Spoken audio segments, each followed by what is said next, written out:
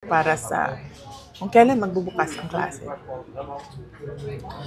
So, after nung meeting,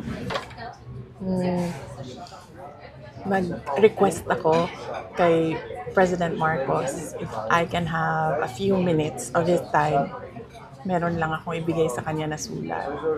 So, ang ginawa niya, sinabi niya, so ano kasi yon? Meron silang reception area, tapos papasok ka sa isang room. Doon sa room, doon ginagawa yung meetings nila. Merong conference table. Tapos, pinapasok niya ako sa isa pang room doon sa loob. Nagmuka siyang office na may table, may office table, may lounge, merong living room. Doon niya ako dinala. Meron pa isang conference table. So, tinanong pa nga niya ako hindi ka pa nakapasok dito? Sabi ko, hindi. First time ko ito nakapasok dito. Tapos nagkwento pa siya na, nung panahon ng tatay ko, parang